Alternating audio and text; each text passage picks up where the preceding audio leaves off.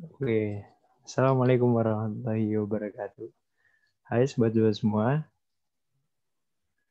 kami dari kelompok 6 sini akan presentasikan jenis reaktor nuklir dan sebelumnya mohon izin untuk kami memperkenalkan diri terlebih dahulu. Mulai dari saya, kenalkan saya Raffi Adarsyah Almas, NIM 101320068. Perkenalkan, nama saya Brandon Daniel Bradley Melangkai dengan NIM 101320112. Perkenalkan, nama saya Sugiarto Triatmaja dengan NIM 101320091. Perkenalkan, saya Teresia Bonitel Samanora dengan NIM 101320049. Oke, terima kasih teman-temanku sudah memperkenalkan diri. Dan langsung saja kita akan presentasikan materi jenis-jenis reaktor nuklir. Yang pertama akan dijelaskan oleh Bonita. Saya persilahkan. Terima kasih atas kesempatannya.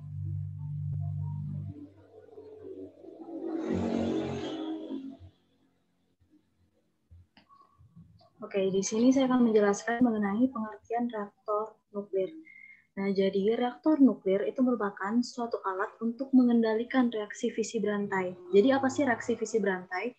Reaksi fisi berantai itu merupakan suatu proses yang terjadi di mana inti itu menangkap neutron, kemudian dia membelah menjadi inti yang baru, sambil dia melepaskan energi dan 3 neutron baru. Nah, neutron baru itu akan mengalami proses moderasi di dalam moderator menjadi neutron termal. Nah, dan juga si reaktor nuklir ini juga menjadi penjaga kesinambungan reaksi yang terjadi.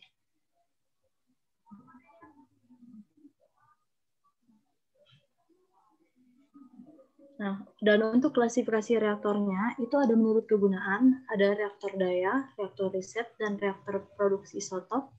Dan berdasarkan parameter lain, terdapat reaktor bereflektor grafit, ada GCR dan AGCR, lalu reaktor berpendingin air ringan, ada PWR dan BWR, lalu reaktor suhu tinggi, ada HTGR. Dan ditinjau dari tenaga neutron yang melangsungkan reaksi pembelahan, ada reaktor cepat, ada GCFBR, LMFBR, SCFBR, dan ada reaktor termal, PWR, BWR, PHWR, dan GCR. Untuk selanjutnya akan dijelaskan oleh Saudara Brandon.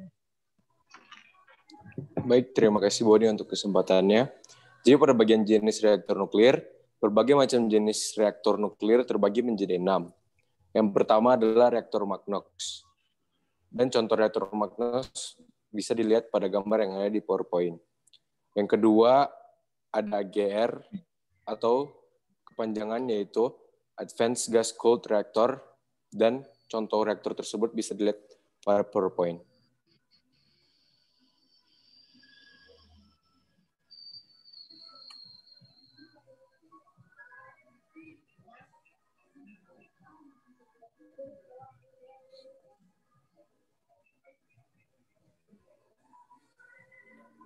Kemudian selanjutnya ada reaktor candu atau kepanjangannya yaitu Canada Deuterium Uranium.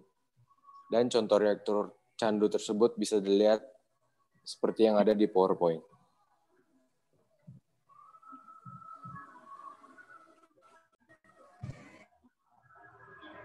Dan selanjutnya saya untuk selanjutnya akan dijelaskan kembali oleh Boni. Oke, terima kasih atas kesempatannya. Boni, dipersilakan. Selanjutnya saya akan membahas mengenai reaktor PWR dan BWR. Nah, jadi mayoritas reaktor nuklir yang dimanfaatkan sebagai pembangkit listrik itu menggunakan uranium sebagai bahan bakarnya.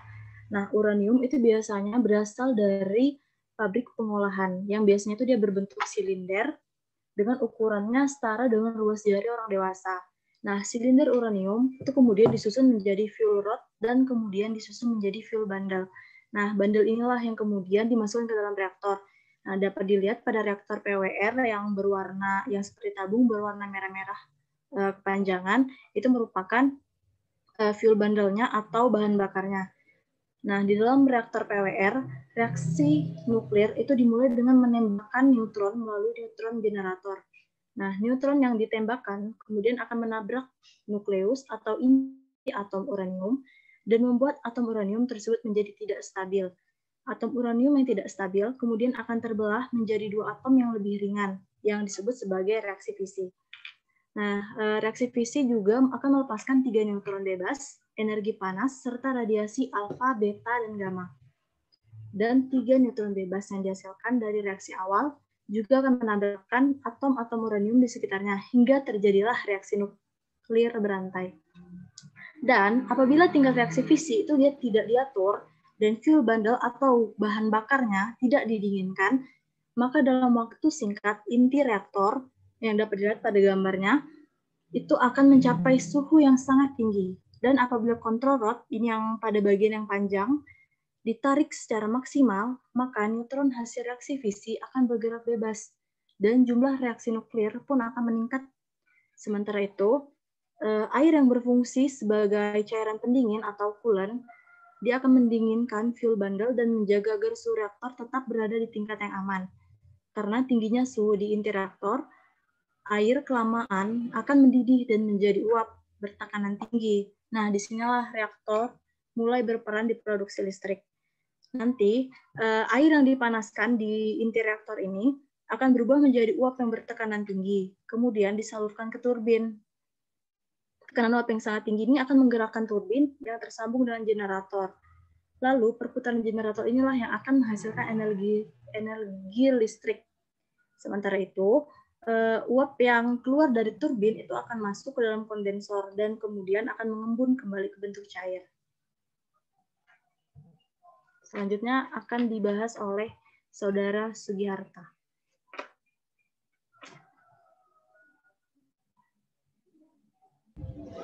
Baik, terima kasih untuk kesempatannya, Doni. Yang selanjutnya ada reaktor Balsoy atau dengan panjangan Moskosny Kanali. Berbeda dengan reaktor nuklir pada umumnya, RBMK menggunakan moderator neutron dan pendingin terpisah, moderator berupa grafit dan pendingin air. Tujuan menggunakan pendingin ini dan moderator terpisah adalah supaya bahan bakar dapat diganti ketika reaktor beroperasi. Untuk gambar reaktornya bisa dilihat pada PowerPoint berikut.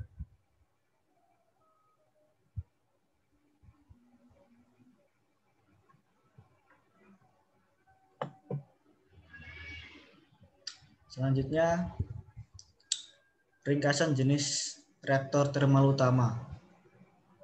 Nah, pada tabel ini saya akan menjelaskan beberapa reaktor saja.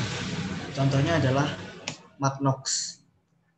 Magnox sendiri menggunakan bahan bakar logam uranium alami 0,7% U235, magnesium panduan cladding, dengan moderator grafit, ekstraksi panas, gas karbon dioksida yang dipanaskan oleh bahan bakar meningkatkan uap dalam uap generator.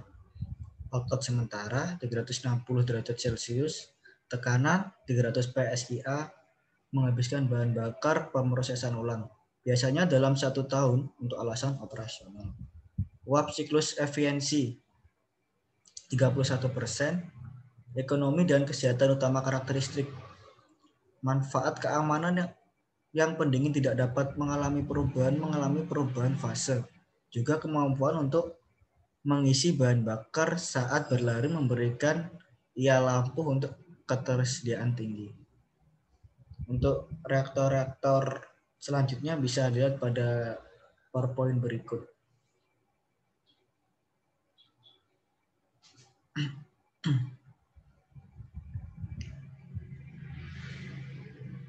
Selanjutnya ada perkembangan saat ini generasi berikutnya NG Candu.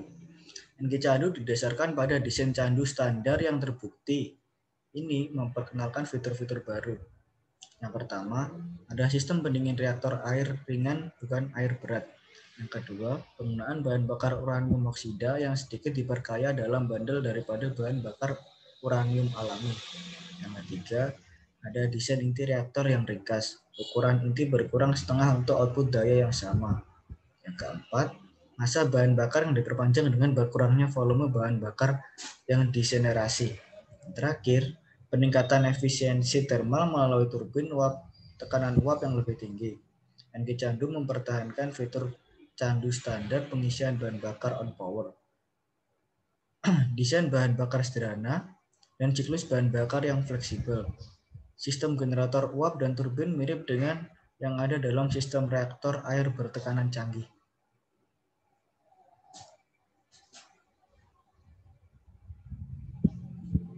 Selanjutnya, untuk keamanan, desain NG Candu mencakup dua sistem pematian keselamatan yang benar-benar independen. Kemampuan pendingin bahan bakar darurat pasif yang melekat di mana moderator menyerap panas terlebih. Seluruh sistem primer dan generator uap ditempatkan dalam penahanan yang kuat untuk menahan semua peristiwa internal dan eksternal. Bisa dilihat pada gambar 1.5 pada PowerPoint berikut. Skematik diagram aliran NG Candu.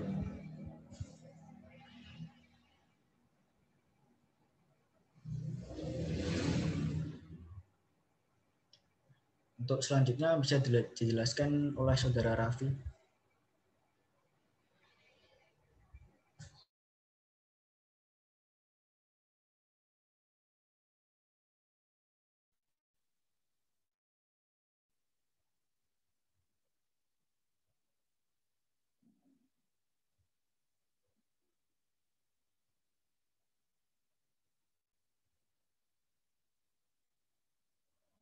Oke, di sini saya akan menjelaskan jenis reaktor cepat. Di reaktor cepat itu merupakan neutron tidak dimoderasi. Maka dari itu bisa diistilahkan dengan cepat. Jadi kerja di reaktor cepat ini sebagai pembiak sebenarnya. Jadi jenis reaktor ini mendikte inti dengan konsentrasi fisil tinggi, biasanya sekitar 20% dan terbuat dari plutonium.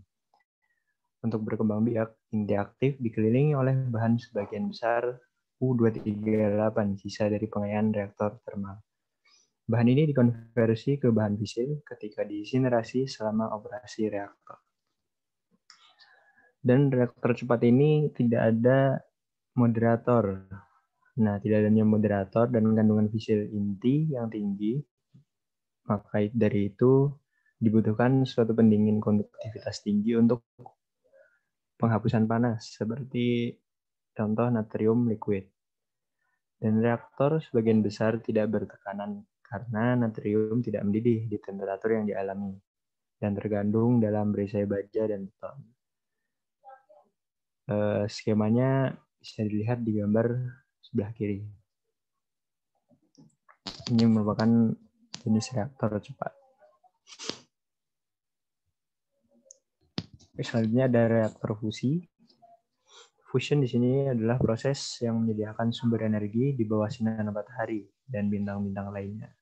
Gagasan untuk melepaskan sejumlah besar energi oleh fusi terkontrol inti atom seperti deuterium dan tritium. Di sini deuterium terjadi secara alami di laut dan deuterium ini menjadi salah satu daya tarik sendiri.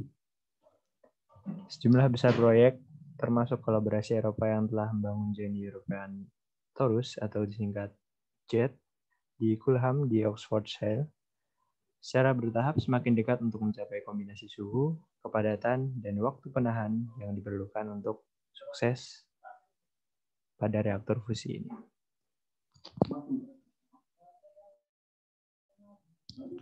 Oke, mungkin cukup sekian penjelasan tentang jenis-jenis reaktor nuklir dari kelompok 6. Apabila ada kekurangannya kami mohon maaf. Sekian dari kami. Assalamualaikum warahmatullahi wabarakatuh. Terima kasih.